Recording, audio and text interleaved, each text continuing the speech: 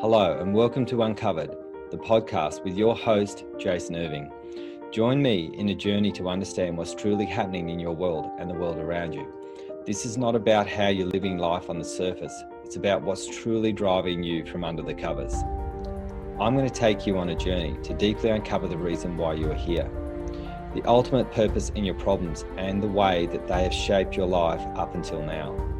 See, I believe you have a purpose, and your problems are the highway towards ultimate realization of that journey towards freedom and the reconnection of your true self.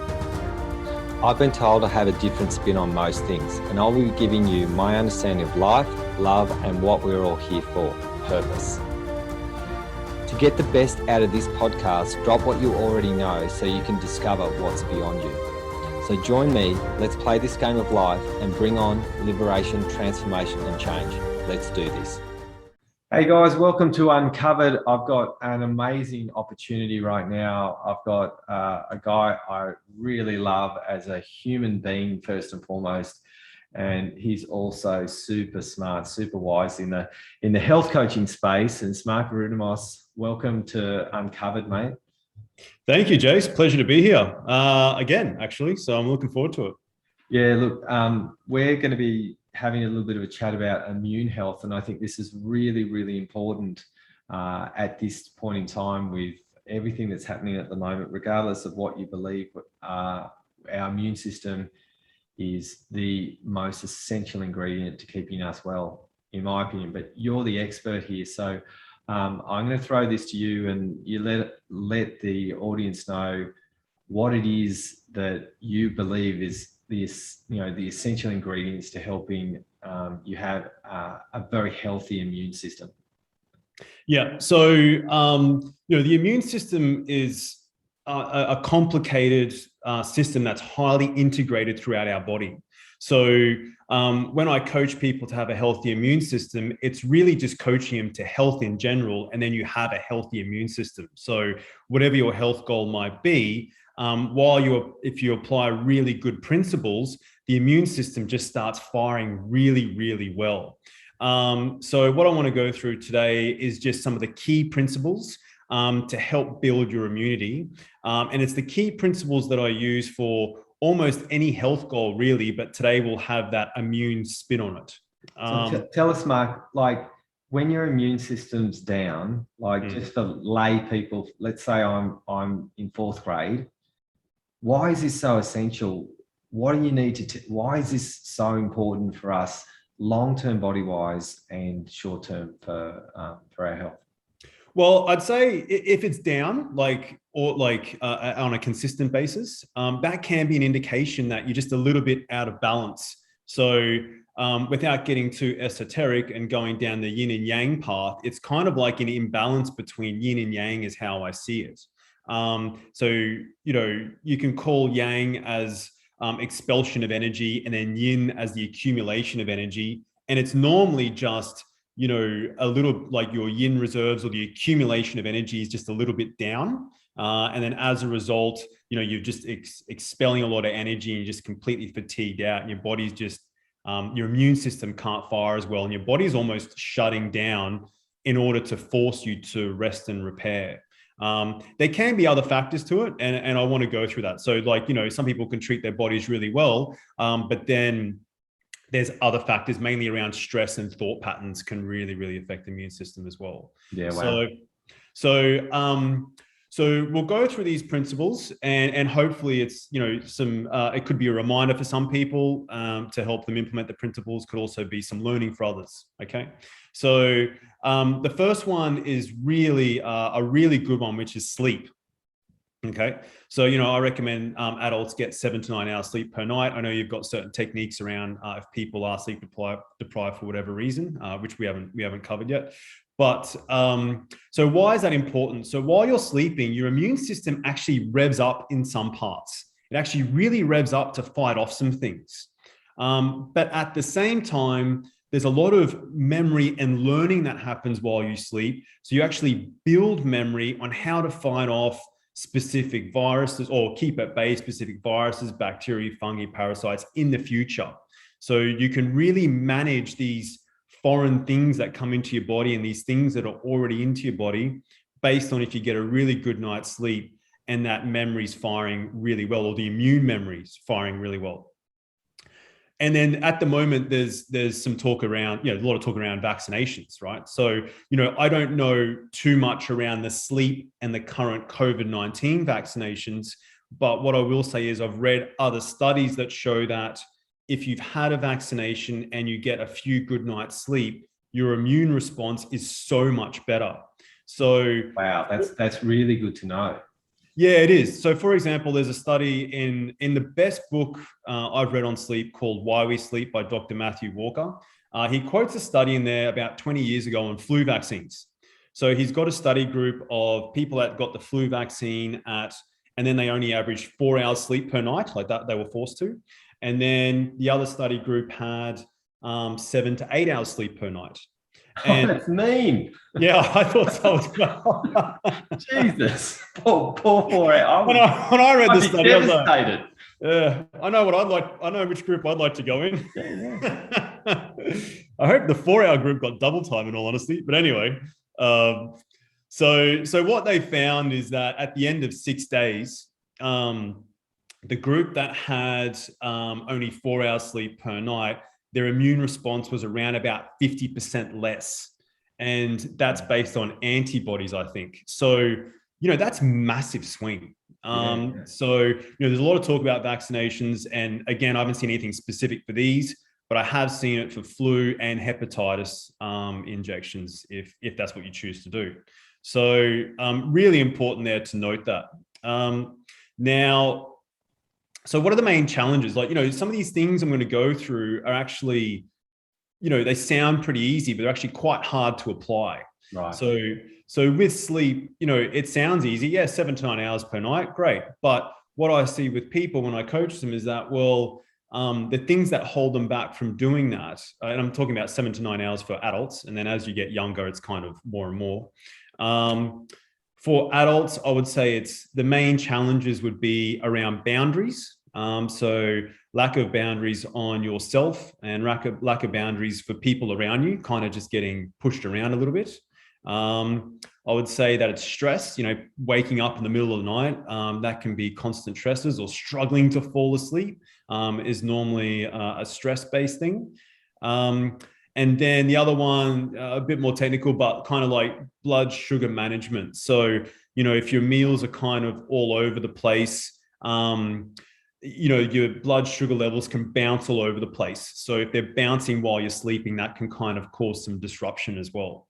So they're the main 3 things. So, to help the boundaries, hopefully this podcast is kind of going to help you to go, oh yeah, maybe I shouldn't, maybe I should tell the kids to, they can do their own homework for a while, or ask my partner to do this, or, maybe I should stop stalking my ex-partner on Facebook till midnight.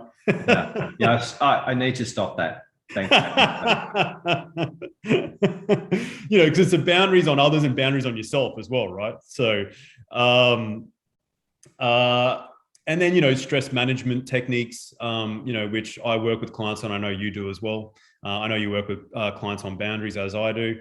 And then blood sugar management is kind of like some sort of, we'll go through that actually, some nutrition type stuff.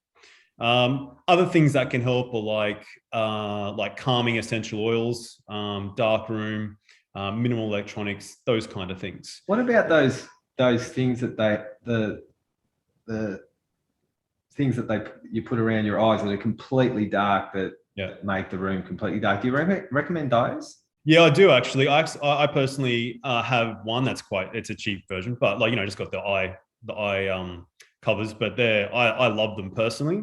And there's some really good ones in good organic material as well, which I haven't tried. But yeah, I really like those actually.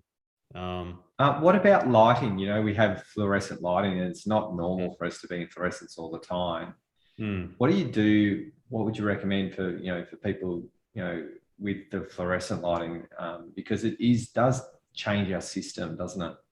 Yeah, spot on. So, when we get light on our eyes and in our skin, that's like triggering wake up hormones.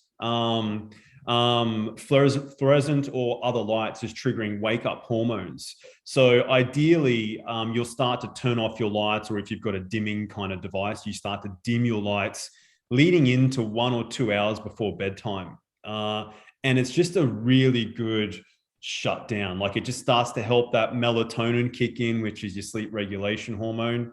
The cortisol starts to drop, which is a bit more of your wake up hormone. But while you've got all those lights on, it's just going to constantly pump through your wake up hormones, like your cortisol primarily. Yeah. Okay. So ideally starting to go dark about 1 to 2 hours leading into bedtime would be ideal. Some really good wind down time would be really, really good. So they're my main things on sleep and why it's so important for the immune system. Does a lot of work while you're sleeping, revs up in some areas, and it really records really good memory as well for, other, foreign entities that come into your body or that need to be managed. That's the first one I wanted to talk about. So that's principle number 1. The second one would be around, did you want to explore it any further, Jace? Or? No, that's great, mate. Yeah, cool. Second one would be around hydration. It's our chief detoxification agent. And every biochemical reaction in our body is dependent on water. So, when you're having a lot of water or the right amount of water for you, it really helps detoxification, which, can help food being processed and digested. So for example, and I don't want to get too graphic, but constipation can start happening when you're not drinking enough water, for example, right? So that's just like a buildup of toxins. So the water, enough water is essential for just detoxing that out. So it's excellent for your digestive system, excellent for detoxification, really helps flush out toxins as well. As you might know with your work as a healer, the lymphatic system is an integral part of the immune system and is basically fluid, right? And if you're not having enough water, then that's just not going to operate properly. So immune system is highly dependent on having enough water for your body weight. And I'll go through that calculation in a second. Okay, so that's what I was really interested, because you touched on that there's a certain requirement for us. And is it just body weight, or is it body type? So it's I guess the benchmark I use, and then adjust to personality and so forth, or adjust to people's activity levels, and then the season, winter to summer, and then their daily work and so forth. But the baseline calculation I use, and I'll use the Australian metric, which is 0.033 times your body weight. So if you're 100 kilograms, that would be, you quickly do it, Jace. If you're 100 kilograms, that would be 3.3 liters. Now, that may vary between summer and winter. That may also vary theoretically, you should be doing more than that if you're highly active. And the other indications of whether you're getting enough water is obviously urine color, right? So, where it becomes quite yellow, that means you're generally dehydrated. It should be, kind of clear or pale yellow, really. So 0.033, and then it might move around a little bit based on summer, winter, even the menstrual cycle time, and activity levels. So, I know I was going through a period where I was just not drinking enough water, and I was getting a bit tired, and I forget. I don't know whether you listeners out there do that, but I'm really forgetful. A lot of people do that. So I got myself in a Facebook group, a messenger group, just to make sure that I would be diligent with people. And I started having 2 liters, and mine's 2.64 liters when I just did the calculations. Okay, sure. Roughly 80 kilos.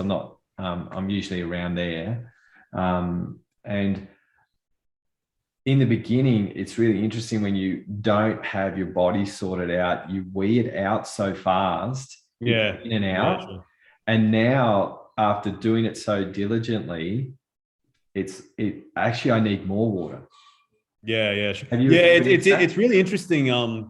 I've done this with many people where the thirst mechanisms actually start switching on only after about, no more than 3 weeks, really, anywhere between 1 to 3 weeks. I've seen that in people where it's like, I didn't even want to, like, they might have been 100 kilograms drinking 1 liter per day. So I didn't even want to go back to that. Like, my body's now screaming for more water. So it's really interesting. Those thirst mechanisms switch on quite well. And then the retention happens a lot better as well. Yeah, and it's fantastic. And I heard, is this correct, that your lips are actually the first sign of dehydration if they're dry? And when I was getting more water in me, my lips were getting drier, and they were showing me that I needed more water. Oh, wow. Yeah. So I wasn't familiar with that. I was more familiar with the color of urine, and then people get quite pasty, obviously, when in the mouth. So I read some stuff around that, and it was really cool because I was like, oh, and what don't we do very well? Women put lipstick on, so they never know whether they're dehydrated or not.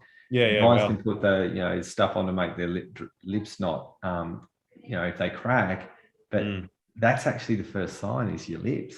Oh, wow. Okay, cool. All right, I'll have to look out for that. Really cool.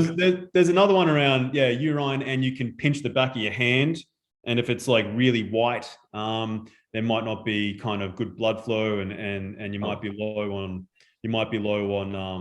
on water. So if you pinch and you're like really white, or there's not much bounce back if it's a bit slow. Okay. The lips thing, I'll have to look out for that one. That's a good one. Yeah. Might be wrong.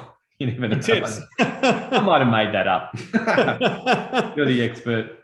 Yeah. The other thing that's grown a lot of popularity probably over the last 5 years is cold water therapy. So, I'm not that great at it personally. I have cold showers in the summer. Can't really handle them in the winter.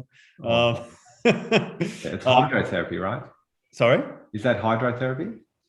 Even just, I'm not sure if it's technically called hydro, but it's like, I just call it cold water therapy, where you just have a cold shower, like a really cold shower. And that can really... not doing that.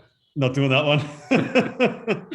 So that can really fire white blood cells to really circle around the body. So it's a good little immune kicker. Really good for your hormonal system as well. There's lots of benefits, but right now I'm only seasoned to do it in the summer. I actually have a client at the moment, bit of an alpha male. He does it all year round, and he always makes fun of me about it. But it can be good. And I just wanted to mention that because it's cool. It's kind of like with Wim Hof becoming really popular lately, it's kind of in there. The meditation ice guy. Yeah, exactly. Yeah, exactly. Look, the main challenges around water are people do forget. And you joined a group, which is fantastic. You can have the marker I teach people is, if you've got a 1 liter bottle and you need to have 2 liters per day, you just got to try and knock 2 of those out throughout the day, and you kind of carry it on you. So that's a real challenge for people. The other thing I encourage people to do is try and have filtered water if they can. The authorities put chlorine in our water, which is fine. I think that's useful. I think that kills a lot of bad bacteria. The problem with that is then we go ahead and drink the chlorine ourselves.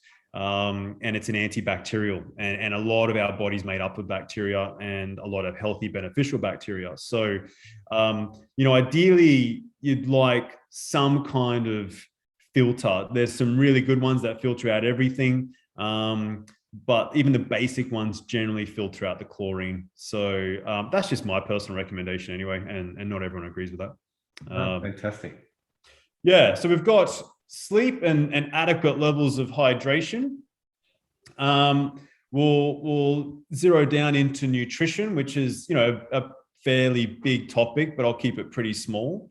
So ideally, you want to try and eat as clean as possible. And the reason for that is, you're going to get the most nutrients, the most vitamins and minerals.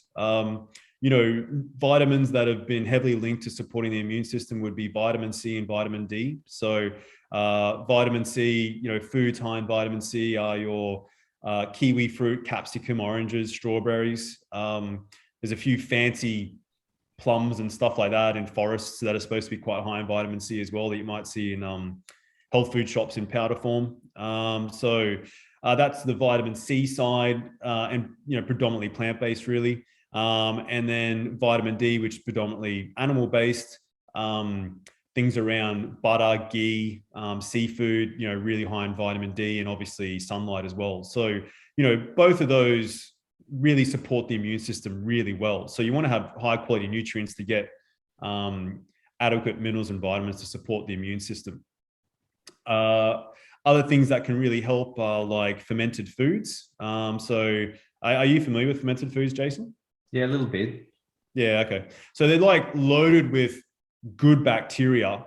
And ideally we should have a really good bacterial balance in our gut. And about 70% of our immune system resides in and around our gut. So we want to have some fermented foods to just help replenish the good bacteria. So some examples could be kimchi, sauerkraut, olives, apple cider vinegar, kombucha in moderation. Those kind of things can be excellent. Being a good boy, I have apple cider vinegar every day. Oh, do you? It's fantastic. I mean, it's absolutely fantastic. Yeah, and so good for the gut. Yeah. Every day without fail. Yeah. No, it's fantastic. And the taste at the start is pretty hard, but now. Oh yeah, it's bad. I don't know, but do you think it's gotten easier? Like, I think it's gotten easier for me personally. No, not for me. Okay. My kids, my Anya and I do it every day, and they check our faces, and I've got the worst face. So Anya wins every time with the face. Yeah, I definitely do a face fail with it. Yeah. I don't know. This is a slightly off kilter, but I had a client who was an old high school friend actually, and so I was coaching him around the apple cider vinegar stuff, and he started doing it. And anyway, so he went to a party and he filmed it for me, and they all did a big cheers to me around the apple cider vinegar. They had no idea what it tasted like. It was like a 40th. So they all did a big cheers. All right, Mark, thanks for the apple cider vinegar. They all did a big shot. And then they just started swearing at this camera at me. That's awesome. It really made me crack up. But anyway, it's just something I thought of just then. Yeah, okay, cool. So we've got food and around the fermented foods. And we spoke about how important it is to have a healthy gut, because about 70% of our immune system resides around there. So other things that can really help rebuild the gut and help detoxification is bone broth. There's a really good product, that's just been smashing the shelves lately, which has got like a bone broth concentrate in Australia, called Best of the Bone. So that's a really, really good one. And then the other things to be mindful of is certain foods that can, really flare you up. So, well, processed sugar has been shown many times to suppress the immune system. I've even seen one study that shows it can suppress it for quite a few hours. So processed sugar, is not ideal. And then the other thing in my view, which is, not always welcomed advice, is around people's food sensitivities. So if they're sensitive to a certain food, like a gluten or a dairy would be the classic, that can actually flare your immune system. So it can flare your immune system. It starts attacking that particular, it might attack gluten, for example. It will attack tissue in your body that sort of looks and feels like gluten. So that's a process called molecular mimicry. So that's why, people that eat gluten that have thyroid issues, ideally they shouldn't, because like there's similar tissue in the thyroid, so it can attack the gluten and then attack the thyroid, for example. Oh wow, I've never heard of that. Yeah, it's not really in conventional medicine, probably more in functional medicine. They talk about molecular mimicry, so where there's like very similar things throughout the body, so the immune system can really overramp. And then all of a sudden you've got, for example, if you're sensitive to gluten, then all of a sudden your immune system is constantly just fighting this gluten off, constantly just overworking it. Anything else comes in, it's just like fatigue out. Yeah. So tell me, how do you know? Like, how do people know? Like, I got told one day I was gluten intolerant, and by a naturopath who used to come and see me, and she told me, and I had a wet nose in the winter. She said, "You get a wet nose every winter time." I was like, "Yeah, I do." "You're gluten intolerant." I was like, "Try get rid of the gluten." And I was an absolute wreck for 2 weeks. It absolutely annihilated me getting rid of the gluten out of my body. It was the worst detox I've ever had in my life. Well, it's And how actually do highly addictive.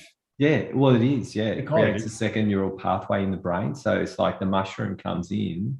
It's like Mm, mushrooms when your body gets candida with the gluten, and then mm. your body just absolutely gets hammered and creates a second neural pathway in the brain. And then the moment it starts to do a die off, the gluten's saying, "Feed me sugar, please." Yeah, right. It's like looking for the gluten. It's looking for the sugar to get to keep itself alive. Yeah. Okay. Oh, wow. Okay. Yeah, Sure. so Sure, sure. it's a real challenge because the moment, and listeners probably are like, I get it, because you just have this absolute fiendish need for some bread or Yeah. It's addictive. for some sugar to actually accommodate the die off, and the Mm, die off is absolutely kills you on some mm. level. And I went through a torture zone for 2 weeks. It was awful. Yeah, it's not uncommon. And so to answer your question around, well, how do you know? Well, how do you know? You can go with elimination and rotation. So, taking out of your diet for a month and then bringing it back in and see how you feel. Is normally a pretty good, cheap way. I personally am able to run laboratory tests on that. So just food sensitivity lab tests. So you can kind of find out. So basically they take blood samples, the lab takes blood samples and then just tests what food has an immune reaction. So they just put little bits of the food sort of thing and test what has an immune reaction. So, but there's lots of different devices. Like that's the one I use. And there's lots of different naturopathic devices as well. Okay, so I've got a couple of questions around. I want to ask you, what do you think of sports drinks, alcohol, and coffee? Like, what do they do to the immune system? Are they good for it, or are they not so good? Yeah. The sports drinks, I don't know one that I would recommend, and I've looked into them pretty extensively. That was a few years ago. So, for example, and maybe I shouldn't mention brands, but maybe there was one brand that promoted that it had these 4 electrolytes, right? Like these 4 electrolytes. Don't mention the brand. Just yeah, I won't mention the brand. It's a well-known brand. So they promoted 4 electrolytes, which is great. But what you can do instead is if you put a little pinch of salt in your water, like high quality salt, like a Celtic sea salt or Himalayan rock salt, that has those 4 electrolytes plus another 70 or 80 minerals, Oh, wow. So and just that's a pinch of that and you're fine. yeah, exactly. And it's a lot cheaper. And if you really need that sugar type hit that the sport drink gives you, then you can just do a little squeeze of orange juice in there, for example. So I would be in much more favor of that. So I researched that. Well, it was one of my first clients, actually. She was training for marathons. So I researched that back then, and that was what we implemented as opposed to the sports drinks. So, I haven't come across one that I could recommend personally. I would rather use that little technique I just told you about. Awesome. So I put a little pinch of salt in my water, especially in and around basketball games, and that keeps me pretty well hydrated. So that's the first one. Second one around coffee. Yeah, I mean, coffee quite well. I've heard you speak about it in your lectures. It does a few things. It's the hardest thing to take away from clients. It is the hardest thing for me personally that I've experienced. So we can talk about it, and people will start to switch off mentally potentially. But I'll just talk about. They want to punch you, don't they? If you say exactly. Don't take my coffee away. Yeah, exactly. I've found it easier to change food, take away alcohol, but coffee seems to be. I have had clients come off coffee, no problem, but some can get very defensive about it. So it's highly addictive. It gives you that rush, but with that rush is an elevation of hormones like adrenaline and cortisol. So cortisol has been shown, especially chronic stress and cortisol has been shown to suppress the immune system, to compromise it a little bit. So that's the first thing. Second thing is it is a load on the detoxification. So, your body does want to get it out of there. It goes through the liver. It is a load on the liver. And if you want your detoxification to be firing optimally, and that would be, expelling, parts of your body you don't need anymore, like the viruses and bacteria and that kind of stuff. And then it's got to deal with coffee as well. It can just compromise that a little bit. Mm-hmm. It can also irritate the bowel. So, you know, when we want good gut health, bowels being, you know, the like the intestines. So if you want good gut health, you know, it will be a little bit harder to do that. So, you know, the positives of coffee, I will say, where people, I think, you know, I don't think it's necessary day to day personally, but where there might be an argument could be if you're shifting time zones, which is rare at the moment, where you sort of land somewhere and it's like, oh, you know, I haven't slept for 5-6 hours and it's 6 a.m. and you just need to get through the day. So, you know, where you're shifting time zones or where you're doing shift work, that may be, there may be some scope for it there, but I don't think it's optimal for the immune system in my view. There's a lot of to's and fro's around coffee. It's a very profitable industry. You know, some of the studies are funded by industry. So there's lots of back and forth about it. Mm-hmm. So coffee and then alcohol. Well, similar to coffee, it's a strain on detoxification. So, you know, we want our detoxification pathways to be firing quite well. When it comes to, especially like if you're battling a virus or a parasite infection or whatever. So look, I wouldn't recommend any of those three. I do appreciate that it's real life as well. So for example, I've got very good diet. Like I don't know anyone that's got a better diet than me that I can think of right now. But I still have, you know, I still might have 1 or 2 alcoholic drinks per week. And that's probably my only vice, really. And maybe 1 bowl of chips, and then everything else is all organic at home. Wow. Yeah, very, very clean. You know, bit of fruit, organic activated nuts, you know, organic meats and vegetables. So, and then I have those little vices. I'm personally okay with that. So we're not looking for 100% perfection here. We're just sort of saying, hey, look, what's optimal here? And then you work with it. Yeah, I think that's really important is that, you know, if people feel deprived by something, you're going to pick something else up. Yeah, exactly. If you're obsessed with being 100% healthy, you know, that in itself could be a sickness. And, you know, I think it is. And can cause more stress cause more harm than good. Yeah, definitely. So yeah, we're talking about what's optimal, but even I still need to balance these things, and I teach it and been practicing them for 10 years. So, which is, you know, that's just part of the trials and tribulations of life. Yeah. So we're talking about, so yeah, the nutrition side, it can be difficult, like challenges that people have, it can be difficult. You know, some people know what to do, but they don't do it. And there's a real mental, emotional block around that. And you're familiar with that, you know, better than anyone I know, around people eating for emotional reasons, people eating to justify their own subconscious thought patterns, you know, self-deprecating thought patterns. I don't know if you want to expand on that, but that's just been my experience in my practice anyway. Yeah, look, I think I call it a food guard. Okay. You know, so what we do is we choose something to guard our emotions that are deep down, and then we pick something that's going to suppress us. And then when we feel suppressed, it feels better, but it doesn't actually help us.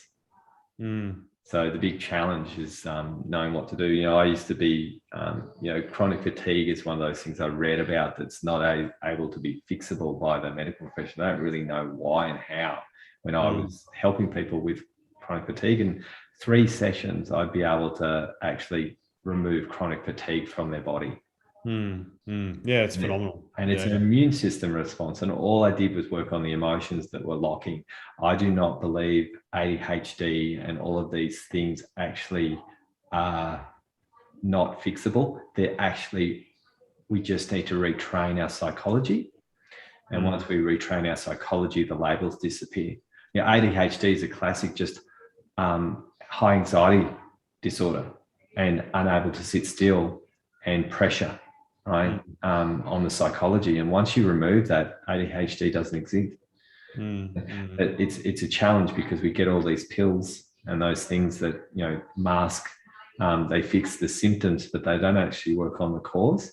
And it's the same with healthy ones. Sometimes the healthy ones can actually remove the symptoms, but actually not solve the cause. Like Sammy is an example, which is great for depression, but what's underneath the depression that we have to work with to find out what's suppressing the immune system, because we're feeling lethargic because of depression. Okay? And so many people just think that. I remember when I started working with people, I'd light them up like a Christmas tree, and they had no energy, and they walk out like they were bouncing, and they come back to me with no energy again. Sure. And I'd just be like, there's something here. I know I can fill them up, but they kept draining them. It's like holes in the bucket. And I think what we need to learn is figure out how to fill those holes in the bucket. Yeah, sure. And that comes down to someone else being able to look at them, right? Yeah. I know I've had to have other people show me my holes in my bucket to help me. It's definitely a lot faster, I think. It's a lot. You get a lot more cut through, albeit harder for the ego. Yeah, and it is challenging, isn't it, Mark? Because your ego wants to fight tooth and nail for its belief systems instead of actually surrender to an opportunity for change. Yeah. Exactly.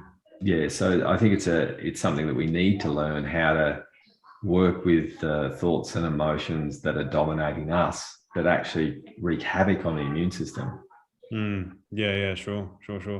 Yeah, and I've seen it in the academy where, I won't mention names and stuff like that, where people that were clearly very fatigued and they've turned around very quickly, in their own time. So I have seen that in their disposition. So I can vouch for that for sure. Yeah. And look, classic example is a lady, I won't mention her name because she didn't give me permission to mention her name. Just this year, she had a 10 centimeter cancer in her uterus. And that's an immune system cracker. Anytime you've got, something that's building inside of you that's growing, and the immune system is just trying to work towards, getting rid of it, isn't it? It's fighting tooth and nail to get rid of it. And we just worked on her psychology, and there was another amazing healer who was helping her as well. So it wasn't just me. And 10 centimeter cancer gone, right? And she just posted on the page today that she's the healthiest and the most energetic she's ever felt in her life. And it was all psychology. That's all we did was psychology, emotion, thoughts that were trapped in the body, dropping the immune system, allowing the immune system to understand those thoughts and feelings in a different way, and reestablish the body's makeup. And I know you've experienced this with people getting, huge fatigue. You take people through stuff and they get better. With all the things that you've said, it has to be all of it though, doesn't it? Yeah, it does. So we'll touch on that now, actually. So I was going to touch on it last, but we'll touch on it now. So I spoke about kind of sleep, hydration, nutrition. The next one, which I was going to do last, but we'll do it now, is around thoughts and how much that can impact the immune system.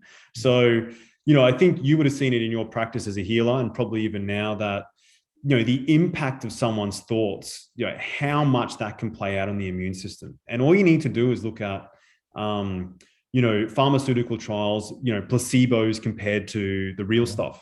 And it's just massive. Like, it's like, I've seen like 50% different, like 50% the placebo works sometimes. Yeah, well, that's the scientific community know that.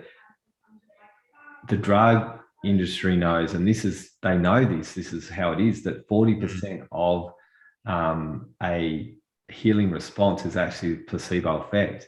You believing that tablet is going to fix you, which is amazing, right? How our mind can actually heal us if we're in the right state.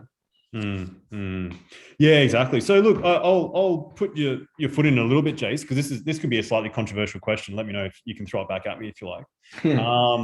So if someone is to test positive for SARS-CoV-2, and knowing that, our body has, according to the literature, our body has trillions of viruses in it already. and I'm not disputing, what this virus is doing, but would you have any advice on the thoughts or healing process if you receive a positive test? And you can throw it back to me if you like. Yeah, look, I think anything that's relating to the immune system. So what we're looking at is a psychology here. We're looking at lungs. Start. Now, lungs are connected to grief. So I know that someone who is grieving about something, there'll be all sorts of psychology. There'll be fear in the kidneys. So there's going to be all sorts of things going on that you have to work on. It's not cookie cutter. So each person is different. So, some people can, everything can be fine, have absolute faith in the COVID jab and they're perfectly fine. And then there are people who get really sick from it. And it's just like, well, why and how?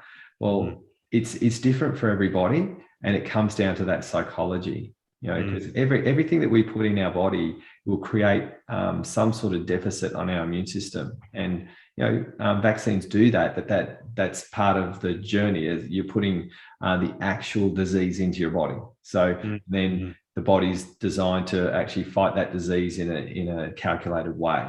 Right. So it's going to drop the immune system, and some people can't cope and some people cope really well. And it really comes down to each individual pathway. Right. So if there were issues with some sort of grieving process that's being triggered, and someone takes any sort of drug, whether it's COVID or vaccine or anything, it can actually trigger a drop in immune response. So I've seen this with people, as an example from the deep subconscious.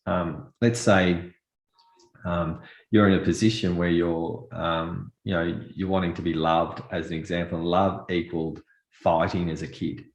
So any time I would say, hey, love, I love you, Mark, you might actually drop your immunity to that. Oh, yeah. Do that. Does that make sense? Yeah, and it's the same with the vaccination. So with the placebo effect, people who are highly believing in that it is going to fix you, it more than likely will actually do its job and actually create that amazing response, because that's how our minds are. But if we're really nervous, there's a susceptibility that can actually crack the system, because as science has shown, 40% is placebo. So if we have doubt, elements of doubt, we can actually have our system break down. So I think it's really different for everybody. So when I've worked with people who have had all sorts of things, because people come and see me with sort of pretty much everything that they've taken through the drug industry and alternatives as well. And psychology, the mental part, actually creates those thoughts and can create catastrophes, or they can create healing responses. And I know some people who have absolutely just believed in me. I know I've been the placebo effect for them. Yeah, sure. Right. So and you've had that experience, Mark. You've had a meltdown, and I just sit and talk to you, and you feel calm. Yeah, it's happened quite a few times. Yeah, and so that's that sense of influence. Yeah, sure. And so we've just got to understand, what are we influenced by that's actually going to create either a debilitation or not. So I'm not concerned about what people choose with the vaccination, to be honest. What I want to know is, if they get sick or they're okay, I want to know what's happening. With the way that they think and the way that they understand life. And there are times where people fully believe in something and they get sick. Yeah, sure. But sure. we also look at things a little bit differently too, because we can see, because in the academy we do astrology, so we can actually see where people can actually break their bodies down. Yeah. And they're meant to. So as an example, I was helping someone with a major disease. And my son, we could see in his astrology, he had 18 months of juvenile arthritis to live by. And none of my healing techniques worked at all. Nothing. And then once that 18 months was done, it was done. So sometimes there's other sources that come in that that we don't know about, that are going to make decisions for us, that are going to create disease, and then our thoughts and our processes come along. So we can see that in astrology, where people can have, you know, psychological traumas, and all of those sorts of things are sitting in astrology. So it's even bigger than that. So, you know, what happens with our body's immunity is far reaching than we know. And like if science knew everything about our bodies, we'd all be perfect, not right now, but we don't. Right? Yeah, well, science is never complete, because then that would mean you close your mind to any other opportunities, right? So science should always be open. And they usually are. It's testing and seeing what opens the doorway to find out, because science is like anything. You put a thought in process, you try to figure out what's going on, and then you create an idea around that with data.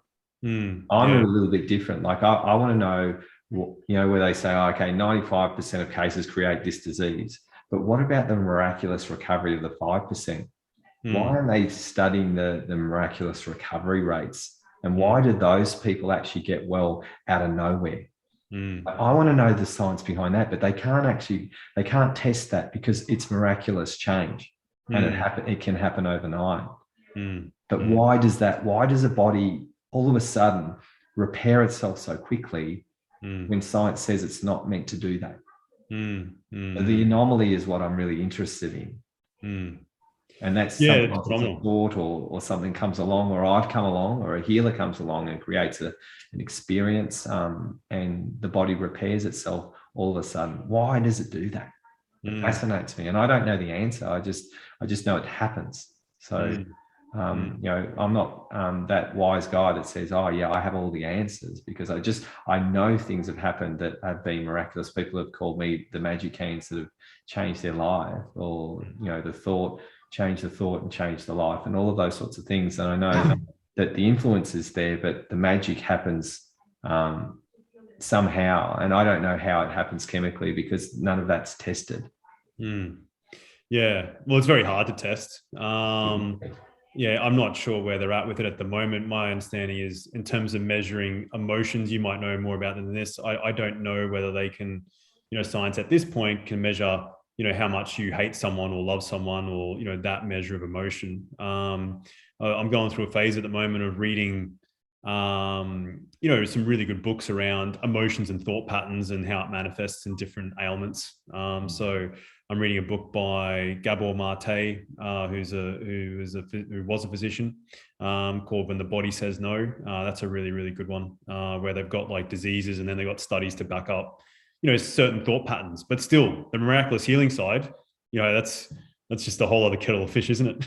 Yeah, it is. Like, why does the body do that? And kicks up its immune system and decides that it's well. Yeah, I think the thoughts have a really big part to play in that. Like, I think that's indisputable, really. Have a massive part to play. So the thoughts there can really, you know, influence the immune system, as we spoke about, and it's a real big black hole of what it can actually do. But if you want to go a little bit more simplistically, like stress itself, or chronic stress, can suppress the immune system over time, and doesn't work that well with the stress in the immune system, you know, needs to be managed appropriately. So managing your stresses as best you can, and fear-based thinking as well. So another principle I like to talk about, so this will be the fifth one, is around it's a pretty simple one, actually. We'll go with breathing pattern. So, you know, that's a detoxification pathway. So the study I've done is that 70% of your detoxification comes from your breath, 20% comes through your skin, and then 10% is like through defecation and urine. So that's a lot of detoxification coming through your breath. And we breathe, you know, I've read anywhere between 20 to 25,000. We have 20 to 25,000 breaths per day. So it's a lot of detoxification. So you'd want to have that system flowing pretty well. So a little test you can do is ideally just putting your hands on your belly and just breathing through your belly. Ideally, about 2/3 of your breath come through your belly as your belly expands, and then breathing out, just letting your belly sort of retract a little bit. Now, if you're not able to do that, then there's, you have potentially not the best breathing pattern. And breathing patterns can be affected by, you might have seen it with people with high anxiety or carrying certain mental emotional things. I've also seen, where people are not doing the right exercises, where they're doing a lot of exercises that brings their posture forward as opposed to kind of peeling them back a little bit. So that's a little outlier around the breath. And then obviously quality of air is, pretty important there as well. There's a lady I met a very long time ago now who did a technique that she proved fixes 99% of asthma just through breath. Oh, really? Yeah. And I met her and she, it was very hard for her to get in the system. It was proven. And anytime someone came with asthma, the breathing technique fixed it. Yeah, it's massive. I mean, like I said, in excess of 20,000 breaths per day. It can affect posture, because you're breathing, you're coming up, breathing out, coming down. Excellent for detoxification. It's vital and underestimated, really. And you want fairly good clean air if you can get it. Man, I love that 70%. That is huge. Yeah, it's massive. Yeah, and you think about it, you're doing it all day, every day, right? And then a little bit comes through your skin. So, when someone has a bit of alcohol, you can kind of smell it on their breath quite a lot. And then it comes through their skin as well. So, it is massive. Yeah, it is massive.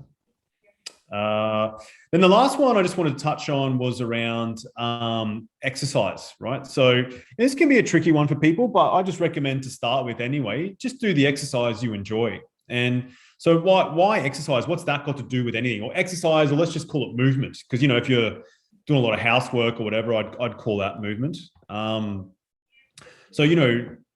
That kind of movement can be really good for pumping fluids throughout the body, like blood and oxygen and water. That starts pumping. That then supports what we call like the lymphatic system, which we spoke about before, because that's basically fluid. So it really helps your immune system when you start just getting a bit of movement, just pumps all these things through your body, really helps the lymphatic system, which helps manage, things like bacteria, viruses, parasites, fungi. So ideally a bit of incidental or structured exercise in your routine is excellent for a lot of things, but also the immune system as well. So people struggle with it. It's like, hey, look, just do what you enjoy. And then if you've got really specific goals, you can zero in on other things. That's awesome. Yeah, I think you're an exercise freak and you've got that Greek Adonis body there, Mark. What about us mere mortals? You're mere mortals. Yeah. It's honestly just anything you enjoy, I think. I would recommend minimum 30 minutes per day of something, like even if it's just like walking around doing housework and stuff. So 30, even 60 minutes per day where you just do incidental exercise, walking to the office from a bit more of a distance or going for a walk at lunch or whatever it might be. And you'd want to try and do that most days. You don't want to be too lethargic. I'm going to make sure Anya doesn't watch this because she's going to make me do some more housework. It's so good for your movement. No, she's not allowed to watch this one. Yeah. Yeah, so this one's so exercise, I think it's slightly underestimated when it comes to immune system, but it's vital just around that pumping. Okay, got a question for you around this, because what about over exercising for people who push themselves a little bit too far? Yeah, highly common. So, it really depends on your overall stress bucket. I'll say that's the best term I can use. So, if your nutrition's not quite right, if you're running high stress all day at work, I'd say exercise needs to be managed. So, some good indications for that would be ideally not too fatigued afterwards. You should feel worked, but still pretty good. If you're really conking out energy-wise, then you have to peel back the exercise because you potentially may do more harm than good. And we spoke about at the start of this podcast around yin. So, energy accumulation type things around, sleep, hydration, nutrition. You may need to focus on that first before you bump up your exercise program. So yeah, the over exercise, it does happen and it can cause harm. I see it mainly in manifesting in injuries, fatigue, and even throwing on body fat, actually, interestingly enough. It's just another stress on the body, and another stress on the body in some people can bring on some body fat. So yeah, it just has to be managed. That's all. Yeah, that's awesome. Yeah. So we covered some really good stuff there. I think that hopefully people can take practical examples. We're in a time when the immune system is being really discussed. So hopefully there's some good tips in there. Yeah, it is. And I think, I think it's really essential that, in my opinion, and I know you agree with this, is that if we take responsibility for our immune system first and foremost, by looking after ourselves. I mean, I don't drink any alcohol. I don't have coffee. I drink enough water and I eat really healthy. I don't have much sugar in my diet at all. Right? So I know for my own health, because I've had health issues in my life, I've had to remove things. I'd be dead if I drank alcohol. I completely shot my liver by drinking too much in my 20s. So I could only have 3 drinks and I'd feel really, really sick. So I had to get rid of that stuff out of necessity. And now when I started working with, health and stuff, I realized how unhealthy I was. And I really think we need to first and foremost take ownership of our own health. We can't expect. I agree. We can't expect someone else or something else to provide that health for us. We have to think about what we need to do first. And then if we take something that's going to help that, whether it be a vaccine or whether it be health supplements and those sorts of things, they're great, but you need to be taking true diligence about what you're putting in here and also how you're thinking up here and how you're feeling in here in your heart. And it really comes down to knowing that if we can take responsibility for those things, we become a lot healthier and our immune system does increase its value and does lift with all the things that you've said.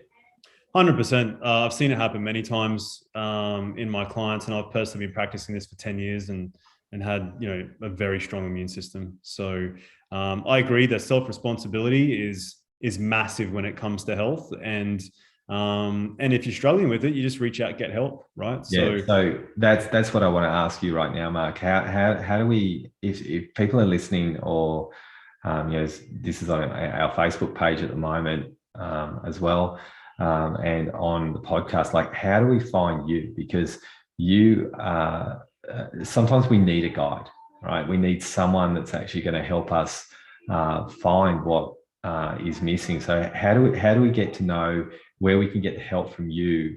Where are you? Yeah, sure. So I'm based in Brisbane, but I also do online work. I have a few clients online at any one time. And I've got a website, which is my name. So www.markvaritimos.com, which you might be able to put in the show notes, I guess. Yeah. And also have a Facebook page with my name, with a dash, holistic health practitioner. So in those 2 ways are probably the best ways.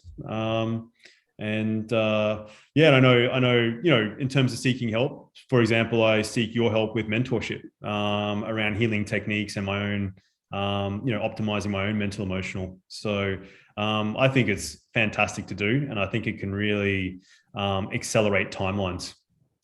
Yeah, it does. I think, how we quite often go, okay, I'll leave that to later. Yeah, sure. That is the worst thing that we can do, no matter what it is that we're doing, because especially when it comes to health. So, guys, if you're listening to this, I really implore you, if you've got a bit of stuff going on with your health, catch up with Mark. He's not only really damn good at what he does, he's actually a really damn good guy. And that's what I think. When you're thinking about psychological stuff, if you've got a person who's not arrogant, who's just here to help and who's here to really help people improve their lives on every single level humanly possible, you need a good guy. He's really smart. He knows what he's doing, but you need someone who you're going to feel safe with. And that's what I've heard from Academy members, and I've heard from people about you is one of the things that you do as one of your markers for immune system and health is your clients feel safe to communicate to you about what's going on. And then, they let the cat out of the bag about the things that they're probably not doing that they could be doing a little bit better, because you don't judge them. You show them ways in which they can change what they do, rather than, because, health is one of those things. It's one of those, we hide the cookies in the cupboard. And don't tell anyone. Yeah, exactly. Yeah. People have a lot of shame around what they do. But I try and provide an open space and where they can tell me anything. It's like, okay, cool. We had this kind of week. Let's see what we can work through right now. And in all honesty, I almost see, I know it sounds weird, but I almost see setbacks as quite exciting. It's like, great, cool. We're digging another layer here. That's great. Like, you tried, didn't work. You're really doing a lot of self-deprecation right now. This is just bringing up stuff that we can work through right now. So in some ways, it's the part that I actually enjoy working with, that kind of part anyway. Yeah, fantastic. And that's the good part about knowing that you can help, and you know that there's a hole, and you know that you can actually help fill it. So Mark, I really want to thank you for jumping on Uncovered today and giving us your insights around health. If you like this podcast and you like the information that you got to share today, I just got Tina, so valuable. Thank you so much for sharing your time and wisdom. So, if you want to like and share our podcast, it's www.wellnessacademypodcast.com if you want to see this video. But yeah, I'd love it if you could like and share, and I'll put Mark's details in the show notes. And thanks so much for jumping on today, Mark. I really appreciate it. Appreciate your time, Jace. Thank you very much. All right, take it easy.